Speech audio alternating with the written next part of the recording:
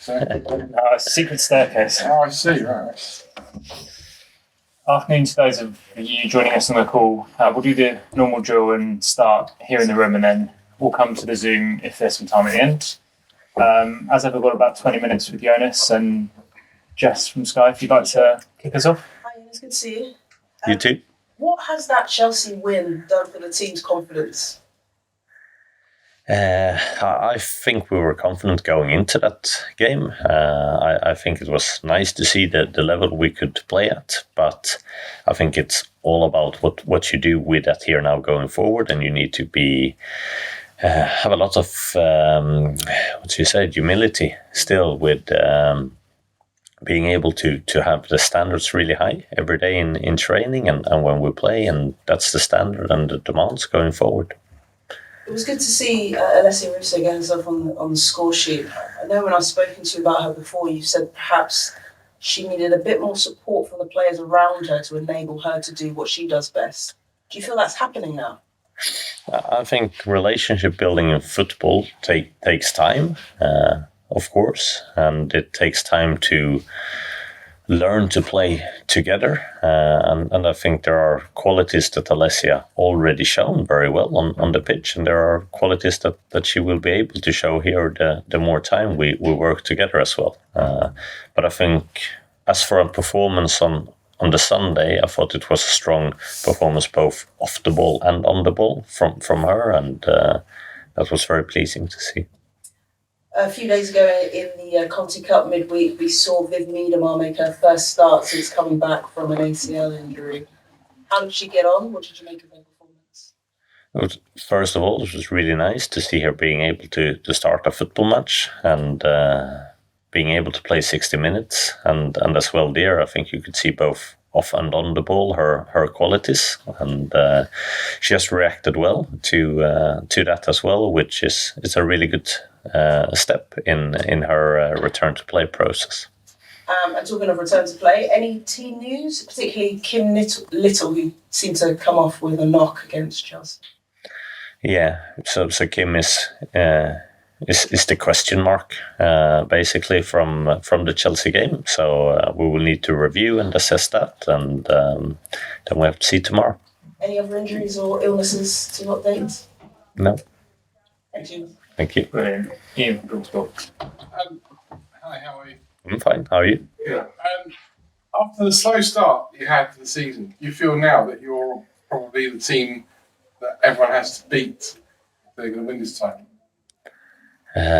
No, I don't think about it that way. But I'm happy that we have been developing during the season so far. I still think that we need to continue to develop. I still think we have more things that we can do better as a team, and we need to do that work day in, day out, and so we can be ready and perform in all games that we have in front of us, and that's where our focus needs to be at. Beth Mead has come back and seemingly looks like the player that she was before her injury. So you're happy with Vivian Miedemar as well. It sometimes can be a worry, can't it, when a player has that long away from the pitch through injury, that they're going to come back and they're going to be the same player.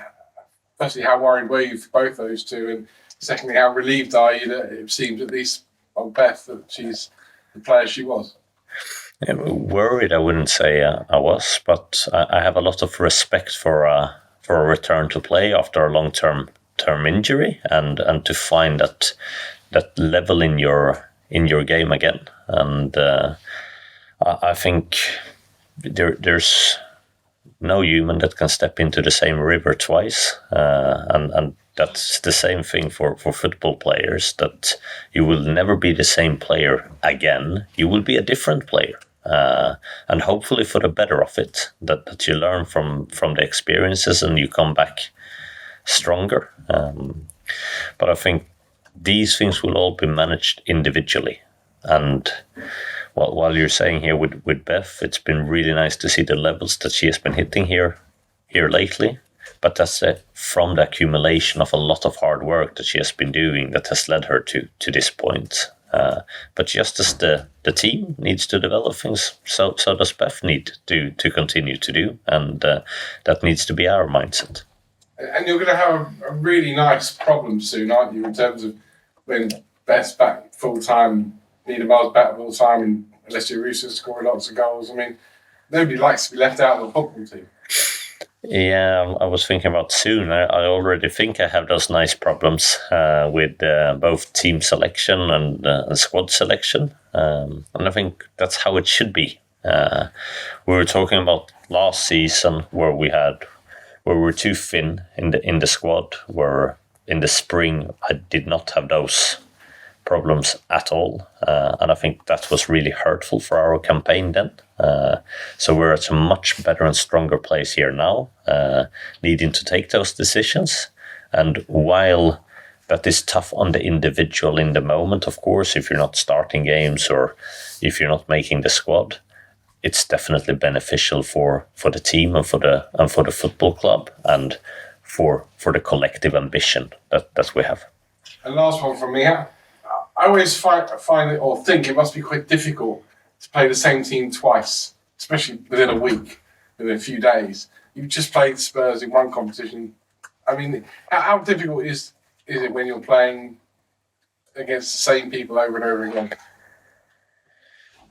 I don't know if that's difficult or not. I mean, both teams learn from when they play against each other the first time, and it's like a longer halftime break where you actually can train on things on the training ground as well. But both teams have also had a quite quick and short turnaround between the first games. So I think there's going to be details that's going to be changed. I don't really picture to seeing the big changes from one game to another when it's that quick. Good luck. Thank you. Thanks, Ian. Art. Hi, Jonas. After the Chelsea game, you mentioned in terms of training culture, the intensity had kind of been on the rise. I think the word you used was surprising other teams with your intensity. I think you've been doing that since the spring, if I'm being totally honest. But do you marry up, I guess, that change in training culture with, say, the internal and external reviews that were done like over the summer in terms of just loading players? Because I guess getting that balance between intensity in training and in games, but also not overdoing it is quite tricky.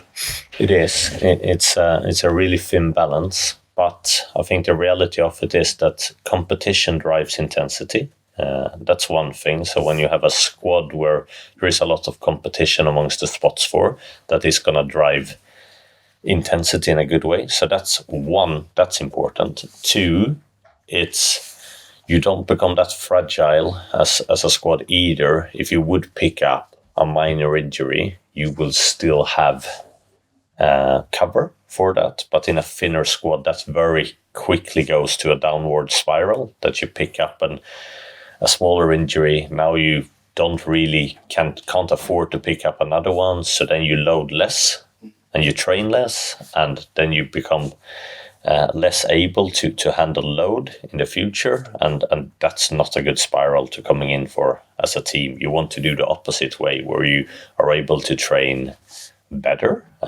with more intensity to prepare more, and then that can prep the team so the team can develop and become stronger during the season. But I think that comes back to both the quantity and the quality aspect of it. So quantity in numbers to allow to do that. But of course, then you need to have quality on that, because otherwise you can't play at the tempo and you don't have the competition for it. So I think that has been a main driver of us being able to go there from a training culture perspective.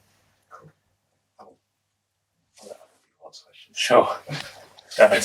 Hi, Ian. How are you? I'm fine, how are you? Very good, thanks. North London Derby, big occasion. Are you treating it as such, or are you going in all things the same?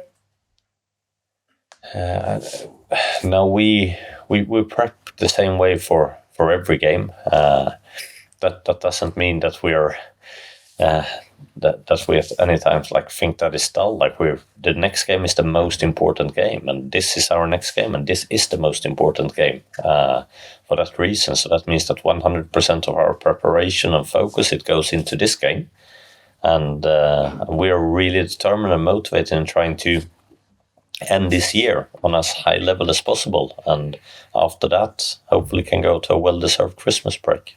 Unreal. And also, what do you make of the opposition? Right. So what Robert's doing at Tottenham, just how do you find he's progressing there? Yeah, you can see that he has definitely come in and changed the way that they have been playing. You can see that they've been very, I think, good with that process. They have a very clear identity on how they want to play, and they have been sticking with that both in good times and in bad times. But he's definitely been very, very clear on the direction that he wants the team to go in. And I think that is always helpful when you try to develop something, that you're strong-willed and you're able to live your values in both good and bad times. Just one more from me. Kyra Cooney-Cross, November Player of the Month. She's obviously had some standout performances lately. How have you seen her development so far at Arsenal? I think it's very well deserved for her. I think she's been excellent for us. And you can see she can contribute with both her passing, her dribbling, but I also think she's constantly developing her defensive play as well. So it's been really nice to see her integrating into the team and being able to develop with the team. Thanks, Jonas. Good luck. Thanks. Jamie. Jonas, you said at the beginning of the season, you spoke at length about one of the reasons that you wanted to bring Alessia Russo into this team. You've just said today that you've seen some of the qualities that you expected to see from her, and some of them you're yet to see. Maybe you could go into detail a little bit about what you have seen from her, what you're expecting to see in the coming months as she beds more into life at Arsenal. Yeah. So your first question was what has been good, right? Well, yeah, earlier in the season you spoke about that. I think you spoke at length about why you brought her to the club. Yeah. But what have you seen already from her, the attributes that you were expecting to, and what are you yet to see that you think you will later in the season? I think I've seen all the attributes that I wanted to bring her in for. I think where our next step to develop is to increase the number of times we get her on the ball in the golden zone, in the penalty area. I think there she has a quite low number for my liking, and too little involvement. And that is a very clear relationship between, if we can find her more often in those positions, that's going to result in more goals or assists in those moments. And she has really good qualities once she is there as well. But that's the next step for us to get her more involved in front of the goal. Thank you. Anything else from the floor? We'll come to the call, Melanie. Sorry. Just a quick thing. Yesterday, Robert mentioned that he wants to make Spurs Women the best North London team during his presser and really live that North London derby rivalry. What sort do you have to say back to him on that side? It would be weird for him to have any other ambition than that. I think. I think. Yeah.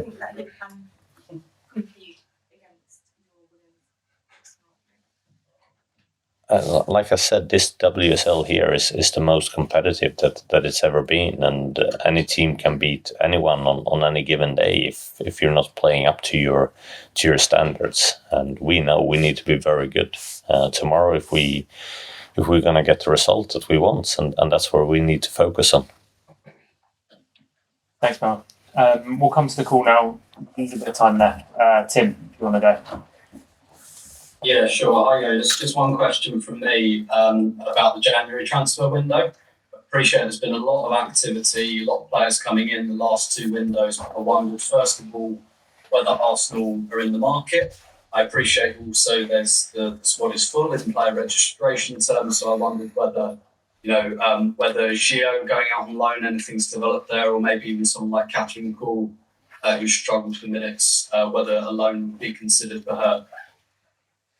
Yeah, I'm not going to comment on any individuals, but the squad is not permanent, and I can see us both having players in and out in January.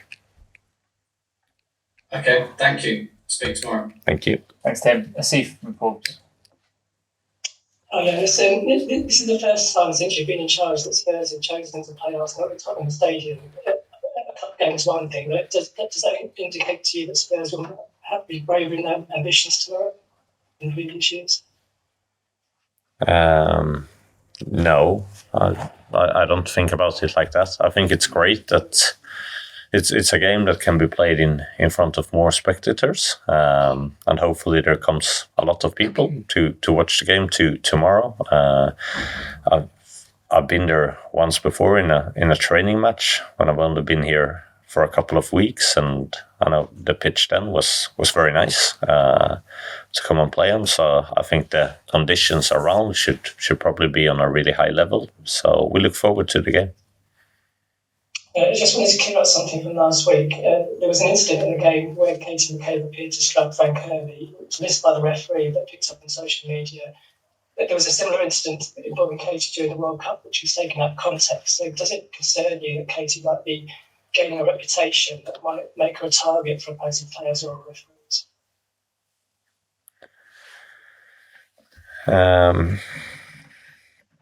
Yeah, I don't think the referees have missed many opportunities to try and caution Katie so far this season. I definitely think that she's